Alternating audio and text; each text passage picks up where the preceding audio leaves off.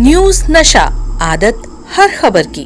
नमस्कार, मेरा नाम है छाया और आप देख रहे हैं न्यूज़ नशा। आज हमारे साथ समाजवादी पार्टी के सीनियर प्रवक्ता मनोज काका मौजूद हैं।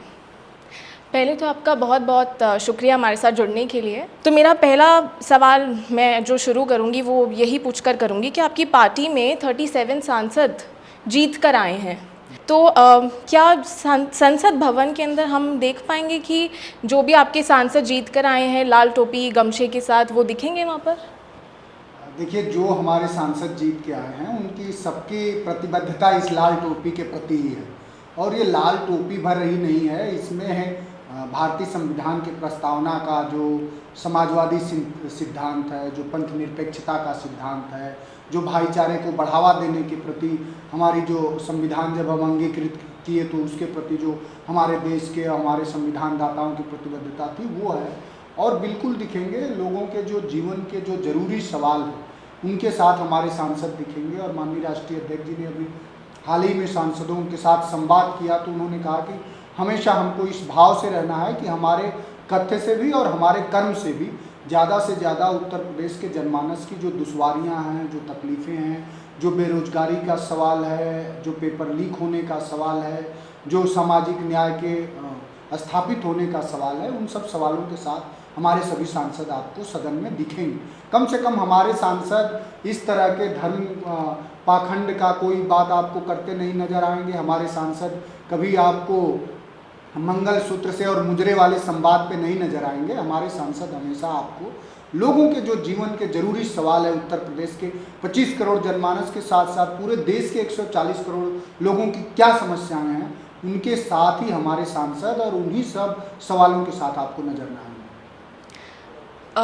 जी, महिलाओं की भी भागीदारी की अगर बात करें तो समाजवादी पार्टी में काफ़ी अच्छी संख्या में महिलाओं की भागीदारी रही है। तो आने वाले चुनाव के अंदर, मतलब जो आने वाला विधानसभा चुनाव है उसके अंदर भी क्या महिलाओं की संख्या हमको इतनी ही दिखेगी या इससे ज़्यादा दिखेगी?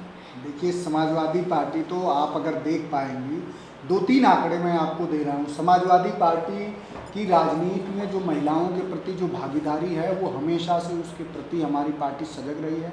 और इस समय उत्तर प्रदेश की सबसे कम उम्र की जो महिला सांसद बनी है, प्रिया सरोज मछली शहर की सीट से, आप सोचिए कि एक सुरक्षित सीट पे, एक तो सुरक्षित सीट पे सबसे कम उम्र की अगर महिला को इस देश के सदन में जाने का अगर किसी ने राजनीतिक हिस्सेदारी सुनिश्चित करी तो समाजवादी पार्टी और उसके मुखिया माननीय अखिलेश जी ने करा। और हमारे अगर आप रेशियो देखेंगे तो सबसे ज़्यादा महिलाओं को हम लोगों ने टिकट दिया है। हमीरपुर से महिला सांसद हैं, वो हैं माननीय डिम्पल भाभी हैं। तो आप देख ही रही हैं, सबसे ज़्यादा हम लोग प्रतिनिधित्व देना चाह रहे हैं। हम लोगों ने टिकट दिया था, इधर भी खीरी में भी दिया था एक टिकट आपको, लेकिन इधर हम लोगों की वो उषा वर्मा जी थी, किसी वजह से बहुत थोड़े मार्जिन से नहीं आ पाई सदन में।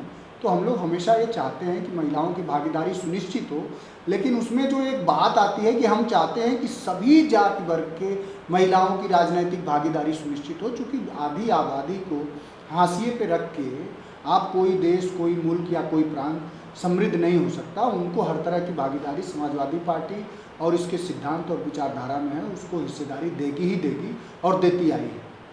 अभी हाल ही के अंदर कुछ दिनों पहले भागवत जी ने मोदी जी को लेकर काफ़ी कुछ इनडायरेक्टली कह दिया। वैसे तो वो काफ़ी कुछ सीधा सीधा कहते हैं काफ़ी टाइम पर, लेकिन इस बार इनडायरेक्टली उन्होंने नरेंद्र मोदी पर निशाना साधा है। तो क्या समाजवादी पार्टी इसका फ़ायदा उठाएगी? देखिए, समाजवादी पार्टी किसी के बयान का फ़ायदा नहीं उठाना चाहती।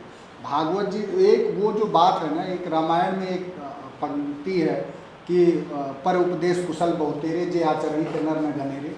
दूसरे को उपदेश दे देना बहुत आसान है, भागवत जी को भी सुनिश्चित करना चाहिए। कम से कम भागवत जी ने जो बात 1 साल से जो मणिपुर के लोग जिस दंश को झेल रहे हैं, आप सोच सकते हैं जिस मुल्क में नैरेटिव इस तरह का हो, नारा इस तरह के नारों पे जो सरकार, मोदी सरकार हजारों करोड़ रुपए खर्च करती है कि बेटी बचाओ बेटी पढ़ाओ, वही सरकार अपने मणिपुर में नग्न होती बहनों की हाल चाल पूछने तक या उनसे एक संवाद करने में थर्राती है। तो ये इनका दोहरा चरित्र है।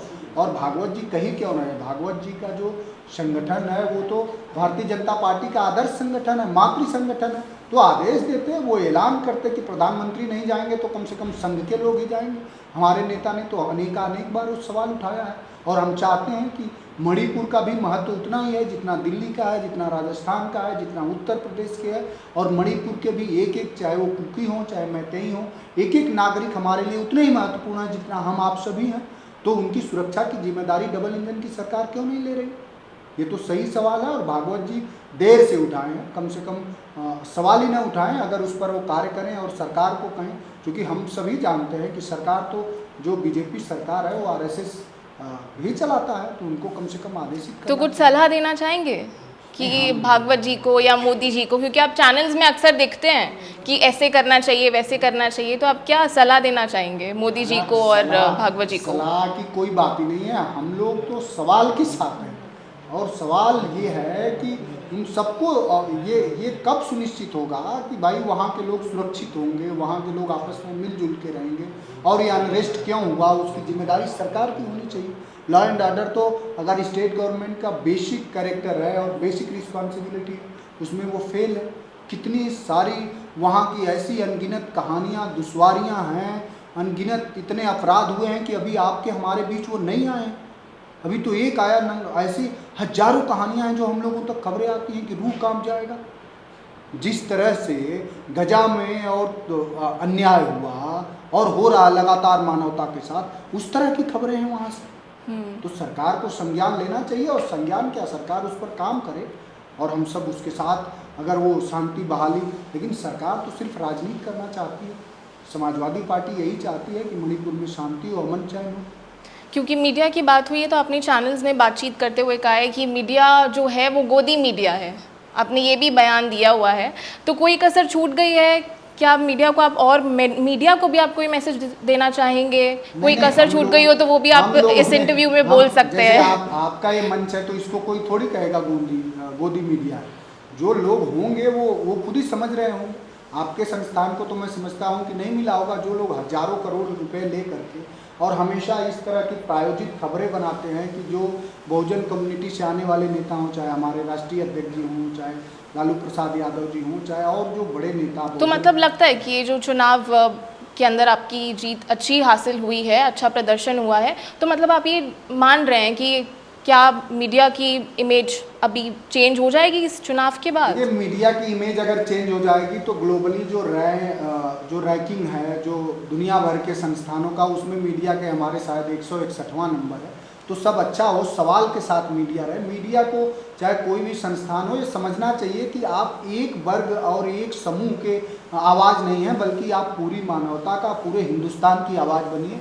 तो समझता हूँ कि आपकी टीआरपी भी बढ़ेगी और आपकी साख भी जनता में बेहतर होगी। ये हम लोगों की मीडिया को सलाह तो नहीं कह सकते, सुझाव कह सकते हैं, सुझाव। ठीक है। अखिलेश यादव जनता के लिए क्या कुछ करेंगे? मतलब अभी सरकार आई है, मतलब अखिलेश यादव जी ने अपने कार्यकाल में भी जो करा है, अभी तक वही डबल इंजन की सरकार उसी को दिखाती है। एक्सप्रेसवे बनाया उन्होंने, पूरी दुनिया भर में आपने देखा होगा कि कोई ऐसा राष्ट्र नहीं होगा, प्रांत तो छोड़िए, तो जनता की मजा 20-20 लाख लैपटॉप बांटे गए हैं, लोगों को तकनीकी से समृद्ध करा गया। अखिलेश यादव की सोच हमेशा समावेशी रही है, और सबसे जो बड़ी बात है माननीय अखिलेश यादव जी की, वो बहुत संवेदनशील नेता है। तो जनता के मजे के लिए क्या करेंगे? वो बखूबी समझते हैं। तो वो जनता के मजे के लिए क्या करेंगे? मजे के लिए नहीं करेंगे, उनके उन्नति, विकास और समृद्धि के लिए हमेशा काम किया है समाजवादी पार्टी, और हमेशा ये चाहेगी। हम सरकार को ये मजबूर करेंगे कि आप धर्मांधता पर और आप हिंदू मुसलमान के बजाय लोगों के जरूरी सवालों और उनके समस्याओं के साथ खड़े हों। जी, आपका बहुत बहुत शुक्रिया हमारे साथ जुड़ने के लिए। न्यूज नशा। और आप हमसे जुड़े रहने के लिए सब्सक्राइब करें YouTube पर, फॉलो करें Twitter पर और लाइक करें Facebook पर। और ज्यादा जानकारी के लिए आपको टाइप करना होगा सिर्फ न्यूज नशा।